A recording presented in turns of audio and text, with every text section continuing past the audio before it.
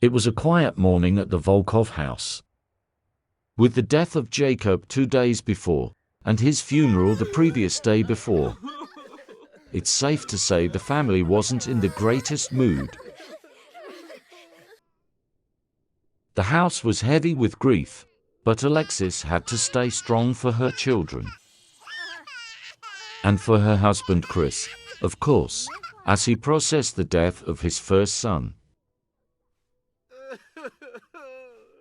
And though most of the family came home after the funeral to spend time with one another and bond over Jacob, Autumn was nowhere to be found.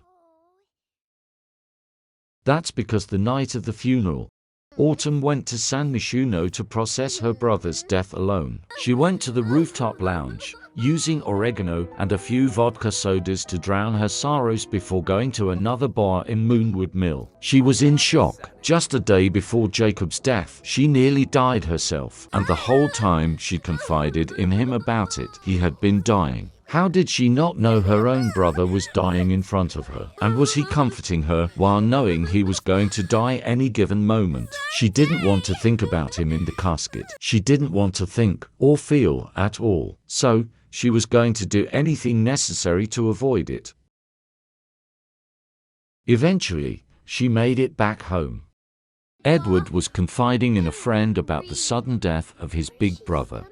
Alexis and Christopher were sharing their fondest memories of Jacob with one another.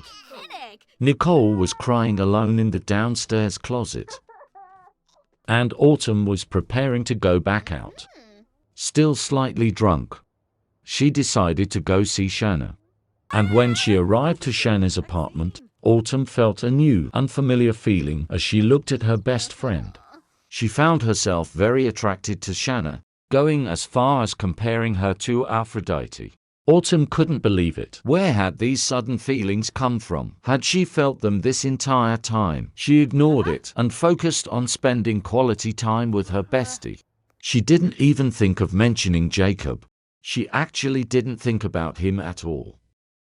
They first went to Thrifty in Copperdale and sipped on some boba teas together while catching up.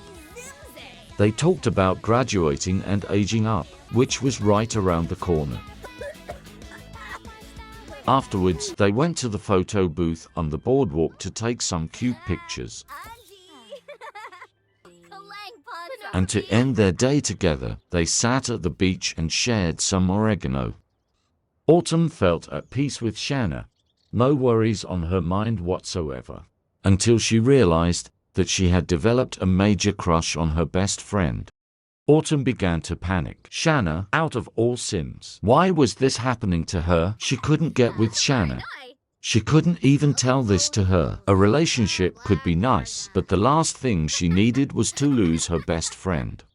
And it was almost as if some divine spirit had been listening to her, as almost immediately after her revelation, she got a text from her other best friend, Addison Chopra, who was confessing their romantic feelings for her.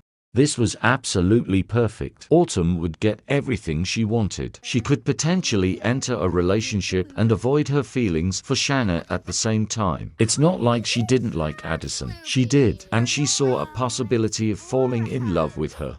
And to prove it to herself, she visited Addison's apartment that same night.